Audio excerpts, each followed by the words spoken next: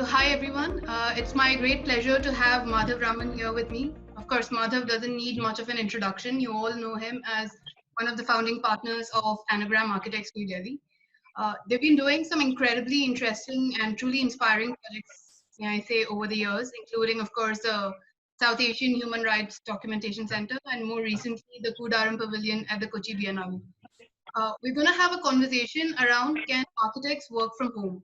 And maybe you guys can get some pointers and let's get straight into it. Thank you so much for joining us here, Madhav. My first Thank you question, for having me on. thank you. My first question was that there must be a range of physical and digital media that you typically employ in your day-to-day life, right? In your design process, getting a project from start to finish. So can you take us through what your typical working process is personally for you as well as for the firm? Well, the way the firm is organized is that we work, I guess, like many other firms with project teams. So we have teams that respond to specific projects. But these are not dedicated teams. I think there's a fair bit of flexibility in how many resources we deploy to a project team at any given point of time. So there's a lot of shuffling between projects. Um, how it usually starts off is that it initially starts off with us trying to come up with conceptual designs and so on and so forth once we have a brief in place. Subsequently, in consultation with our clients, this goes into a stream of design development. Um, and from there we kind of proceed to the various other processes of creating good for construction drawings and then supervising the construction on site. Um, a fair bit of this, because we have a sort of approach of flexibility in the team. There's a fair bit of standardization to how project folders are organized and how they are operated on. So the digital platform is basically a server plus cloud-based system where people are constantly uploading and updating files. And so that's the kind of normal process in which we work. Usually, output in terms of internal team sharing and stuff, we usually make presentations, we have team discussions in office and so on and so forth. So a large part of that physical FaceTime is now what we are actually trying to address Right. through changing in our processes. Great. So how are you actually adjusting to this change? Is it business as So, usual, like or I said, is there some new technology that look, you're when I think we kind of I won't say uh, we predicted a lot, but I think we kind of wrapped up office by about say the 15th, the middle of the month, 15th of March. right? We'd already kind of prepared to go into a sort of quasi lockdown where people work from home. And the bulk of the challenge was to try and um, substitute the FaceTime you would have in office with stuff that you could do on online video conferencing platforms like Hangouts or Zoom or whatever. Um, and the assumption that we went ahead was that we're going to take about 1.5 time. I mean, the time factor in any work process would kind of at least go up by 1.5, or let's say that was the kind of desirable limit we set for ourselves. So whatever project timelines we had prepared until then, we just went 1.5x to begin with. And we're in the process of seeing how that pans out. But we had assumed there would be a slowdown in the work process and in the output, Right. purely because of the amount of to and fro that has to happen online. You know, discussions that could finish off immediately in studio with a piece of paper and a sketch pen tend to take a few hours of to and fro online. Right, right. So there's quite a bit of history in terms of using, cloud-based tools for collaboration. But in terms of design itself, there are a lot of tools that are up there right now, which are cloud-based. They're quite light, and you can actually design on it. You can discuss through it, and all of that, right? So do you think that these kind of Hmm. tools are the way forward? Would they sort of solve the problems that you're facing right now? Yeah, yes and no. I think the nature or the scale of the pandemic is such that I think it's going to entail a certain more fundamental change in design process, not rely so much on just the designer's ability to learn new kind of collaborative tools and to actually work on them. I think the idea of how designs get authored or how a group of people put together a design, who is thinking of what and how does she contribute to the iterative process of design. So, the things there that we assume happen inside one's head and then pan out through discussions in studio. Um, I think that those entire fundamental processes will need to be relooked at. So it's not as simple as having a canvas that is shared on the cloud and everyone's doodling on it at the same time. There has to be a certain amount of sequencing, coordination. It's just also kind of drawing hygiene, since we're in the thing of hand washing and personal hygiene now. Drawing hygiene in the sense that, you work on formats of drawings and you kind of organize the real estate of the drawing in a way in which there's a certain predictability to how people work, even at the design stage. So traditionally, that's usually left open-ended.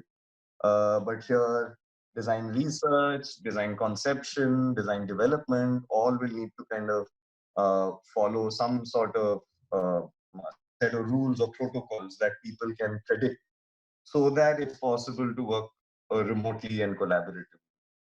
Yeah. So that I think is where fundamentally this will head. So we are kind of trying to keep our nose above the water as far as working from home is concerned. But I don't consider it necessarily productive in the current processes, design processes that one has in studio.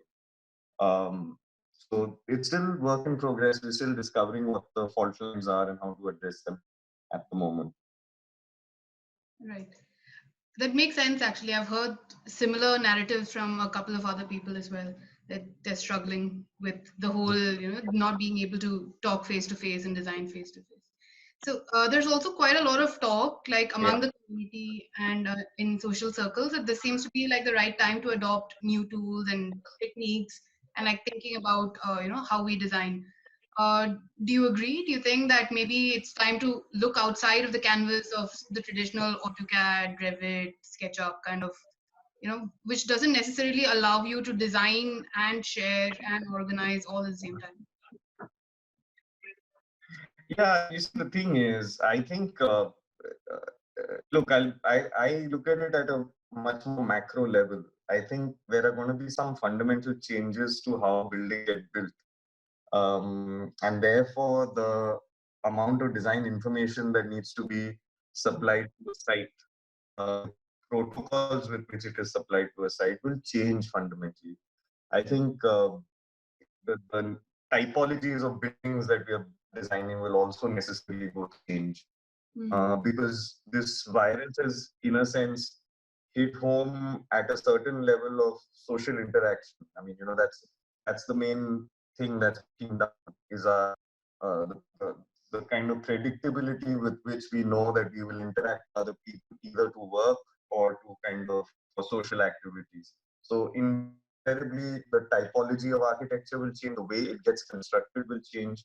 I, for example, feel that the time for very, very large construction projects built to a very, very short timeline may no longer be feasible because you just won't be able to aggregate so many people at one time on a site, on a construction site. So does that mean that we will resort more prefabricated factory, will the factory become more active in terms of components of grid structure that then get transmitted to site, just so that you can keep the number of people who sit and work together to a lower number. So I think in that process, our own softwares will go through a modification, our own way of thinking will go through a modification. And eventually that will mean our design process and studio processes will also go through a change. So it's still early days. I think once the world sees this current crisis is when these things will play out. Um, when we start realizing that, okay, there is a certain level of personal kind of protection that we need from, say, a milder form of social distancing, then you actually start thinking of architecture in terms of how you manage numbers in places rather than how do you uh, create sociability, so that becomes another parameter for architecture to respond. So yeah, so I think this is where things will proceed in the future.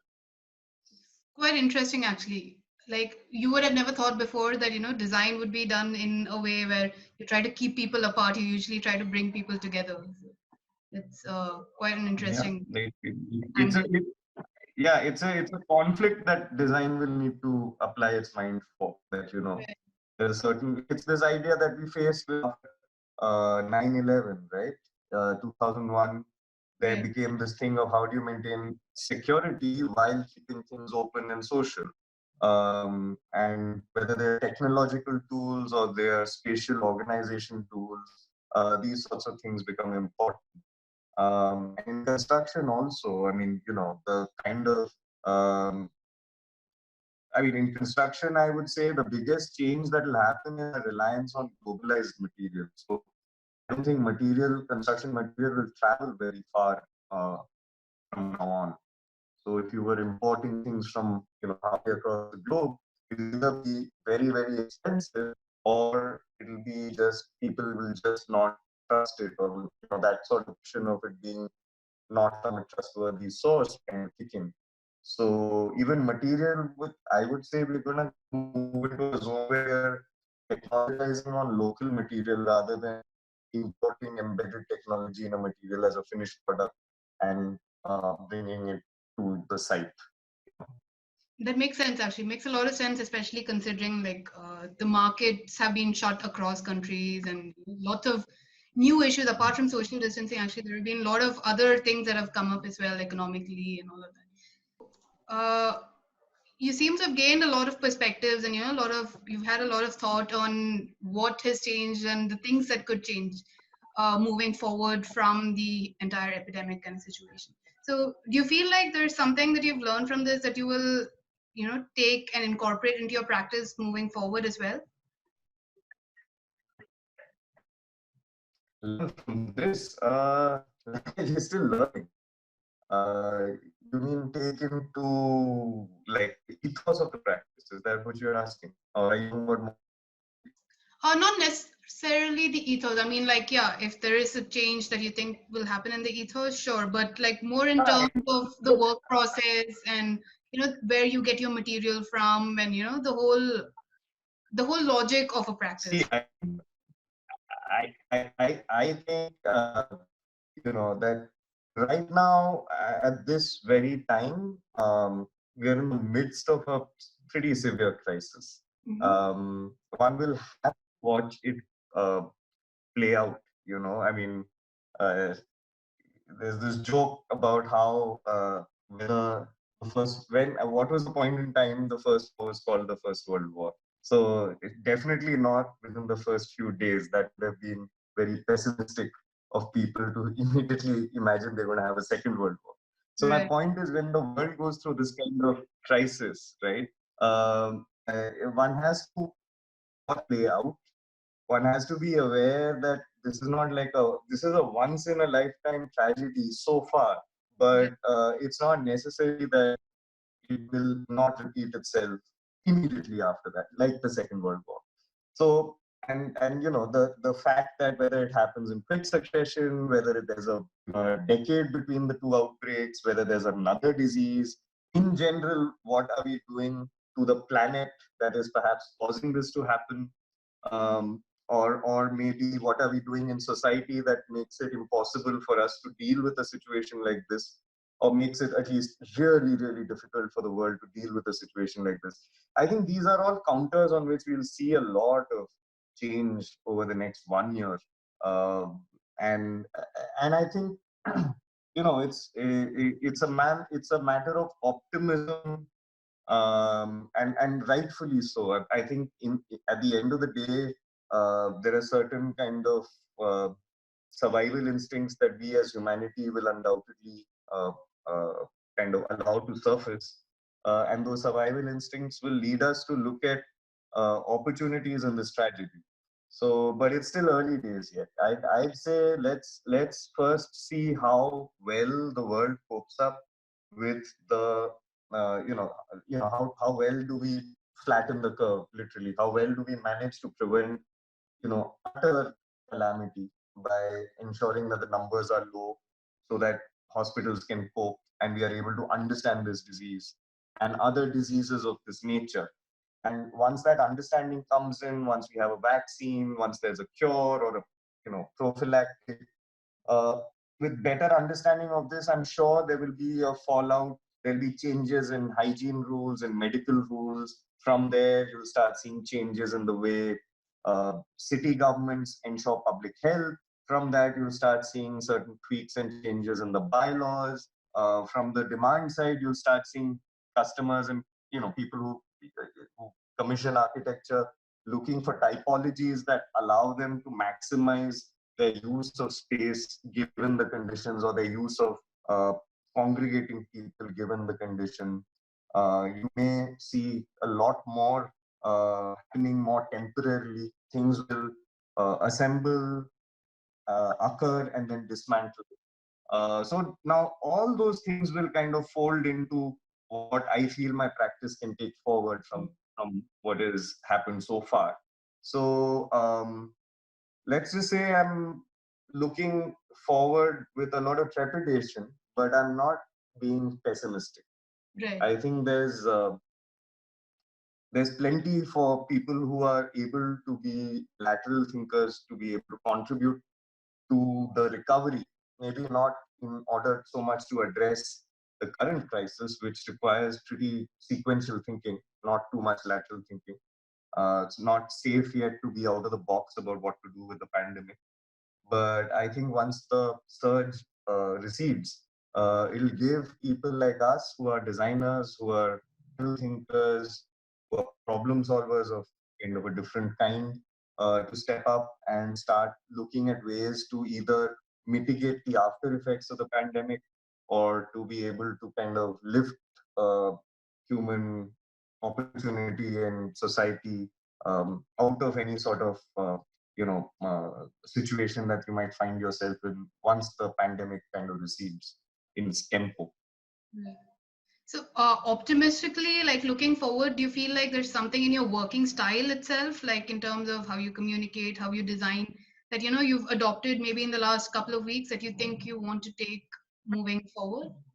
So we're still trying stuff out. I mean, and it's largely internal. We're barely able to kind of, we're beginning to have the teething troubles you have in kind of opening up these new sort of channels of communication and new work protocols with clients. They themselves are not being able to apply their minds to it with any seriousness because they're more worried about the kind of immediate short-term future of their projects. So I think I wouldn't want to take a call on what it is that I see I can carry forward.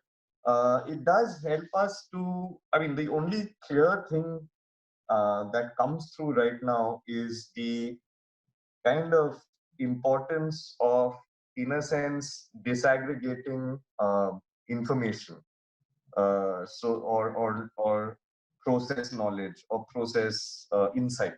So I think studio heads are going to have to do a lot more explaining about why they think of designs in the way they do, in order for their people who are working further down the process from them to be able to carry ideas forward without that kind of voice in their ear of someone saying, okay, this is what I wanted to do, so I want you to adjust it this way or change the design in another way. It's no longer going to have that constant monitoring system, at least not until we get more bandwidth. So the other big thing to look at is what 5G will do. So if 4G communication has allowed us a certain speed and bandwidth to achieve certain collaborative processes, but then certain other things require face time, you never know. Once you get better connectivity, um, you might start talking to each other via hologram. So then you're back where you started. Right.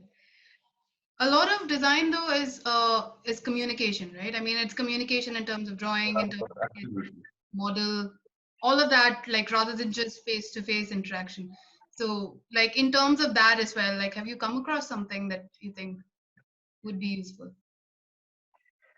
Look, the there is much to be said about virtual reality, augmented reality, but these are very, very nascent, at least as technologies for kind of predictably communicating online with the same kind of uh, with the same kind of power that a face-to-face meeting can have. So, for example, I haven't had the occasion to make a pitch for my design via video conference yet.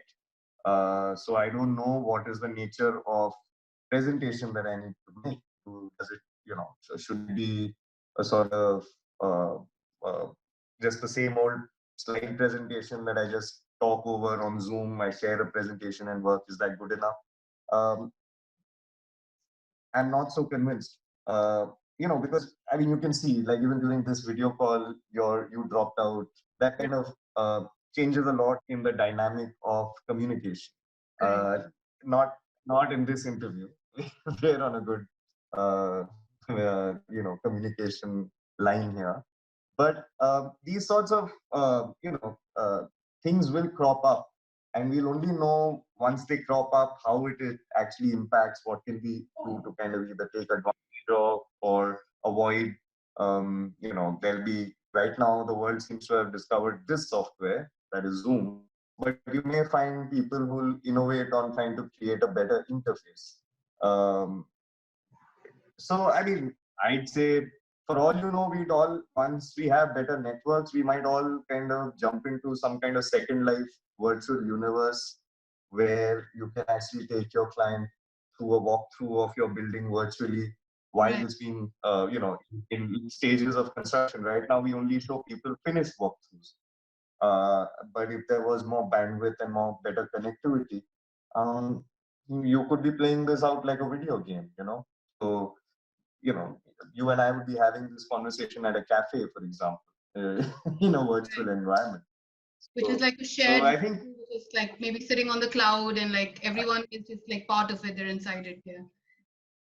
That yeah. would So I think, see, the key here is do you have bandwidth and connectivity to manage so much of real-time things happening virtually. right. Once we know that bandwidth, connectivity, and the devices have that kind of capacity, then the universe completely opens up. You may find that those are much more um, convincing forms of communicating than what we've got right now, which is like a slideshow and Correct. like a couple of screen cameras. Um, so I think right now it's very, very nascent. Right now it's very, very tragic. I'd say in a year's time, we'll start seeing the light at the end of the tunnel. And then one can think of how one can make life better. And that actually, at the end of the day, is what designers are good for. Right. Right. Makes sense. So, my last question to you is about something we chatted about earlier. You mentioned that there's bound to be a slowdown in the industry in the following months, right? Are you employing any strategies or like how are you looking at this? How are you looking at tackling this? Look, we have taken a very broad view again. Right now, things are very fluid. But what is quite clear is that with the construction industry, there's actually going to be a double tragedy. There's going to be a problem of material supply, and there's going to be a problem of labor. So it doesn't really change too much in terms of design studios and those human resources, but definitely construction will go through a massive recession actually. In India, this timing of this pandemic has also coincided with the monsoons, with the kind of harvest season. So a lot of the informal workers who are seasonal workers at construction sites, usually the construction labor at this time of the year usually drops in terms of numbers because folks like to go back home to harvest. So, and this is across the country. So when that sort of, since the pandemic happened just before the harvest started, um, you're probably not going to see, things, construction work getting back online for another 6 months, I would say. I'd say sites will probably, there'll be very little happening. You know, you're going to have a tough time convincing, labor to come back to the city, considering the shock to the system that this virus has given. You're going to have a tough time convincing project managers to allow more than a few people on site. So, well, while this sort of thing pans out, I think for the next 6 months, we can look at a pretty near full stop to construction activity. And that in the immediate, term, short term basis. After 6 months, that's when hopefully more opportunities will come our way, and then we see what happens. But right now, we're in like crisis control. We're goalkeeping. We're trying to see how much of our work that is revolving around design development can be front end. We're kind of deprioritizing a lot of our working drawings, a lot of our good for construction site, the stuff documentation that needs to be released to site. Right. We are also trying to look at what contractors are doing in terms of retaining labor. Because this, I mean, economic recession is going to hit everyone, right? I mean, how will a contractor pay their labor, their salaries, or, when there is no work happening on site, because contracts are based on what's happening on site. So a lot of that will really make the return of the labor to the market very, very sluggish. So I feel that there's going to be a slow return back. The good news is, with the drop in construction activity, the air quality in Delhi will continue to stay as glorious as it is right now. So there's Definitely. always a silver lining to every grey cloud. But there's a particularly grey cloud, so one really has to look for a silver lining. Yeah, I agree. But I mean, I think we should stay optimistic going forward. I'm sure something will come up. Yeah, I mean, look, the way I see it, there, my father was in the Navy. You hear about what things were like during the various wars that this country has fought. And, so each time we've had a war with someone, basically all other economic activity comes to a standstill. Right. And the entire nation's focus, attention is on that war. And there are extraordinary circumstances that people do extraordinary things, governments do extraordinary things, and everyone hopes to win the war. Once you win the war, because there is a lot of euphoria in winning the war, it immediately kind of makes people happier, kickstarts the economy because of the general kind of positivity people look at their future with. So I think the key is we need to win this war. Once the world has won this war and it's put it behind it, the virus may still be around, but at least it won't be at the scale and this kind of pandemic level. And then you can look to the rising sun with a greater sense of hope, and then things will start moving. So I am fairly optimistic in the sense that I think, human beings, humanity will prevail. We're not all going to suddenly disappear from the face of the planet. Right. Hopefully, with that kind of survival, humans will treat each other and the rest of the planet with a heck of a lot more respect. Yeah. And from there will come joy, and from that joy will come good design. And that's the sense I have of the situation. That's my prediction from a short term of 6 months to the next 100 years. And I All absolutely. right. Thank you for having me. Yeah, thank you so much.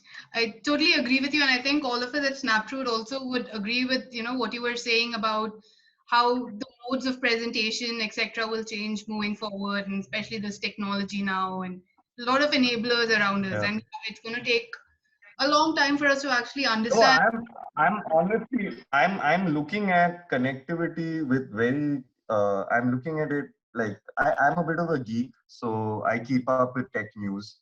And in the past 2 months, I've been looking at improving connectivity with a great deal of interest, because I'm keen to know that with a little bit more bandwidth, a little bit more speed, what all is it that one can do Right. To kind of deal with the end of globalization, to do with the increase in health risks. There's so many things that depend on that. And in your line of work, I mean, for your industry, that's the what do you call it? That's the uh, lifeblood of your industry, right? If you don't have the proper connectivity, then tools that are online completely fail. Right. But even there, I'm optimistic. I'm pretty sure once we go to the 5G, 6G band, you'll start looking at much cooler tools, much more intuitive ways of interacting with technology, and you won't be stuck with a keyboard and a mouse and a sort of a fiber net connection. So Right. Right. Yeah, especially with like iPads increasing in power and all of that. absolutely. I mean, both with terms of batteries and in terms of lenses and camera screen qualities. So, like I said, there's nothing really preventing us from, once you start looking at the 6G bandwidth, you're looking at handheld devices that can create holograms. So it's just a question of where are we getting our energy from? And for that, all this to happen, we have to get off fossil fuel. That's the other realization these blue skies give us. Right. Is that once we start harnessing more sustainable ways of getting electricity into handheld devices, um, you guys could be the new sunshine industry sector. It'll be like the IT boom of the late 90s. Absolutely. I absolutely hope so. Fingers Great. crossed on that. All right. Cheers. Thank Right. you. Thank you so Bye. much for having me. All the Thanks. best.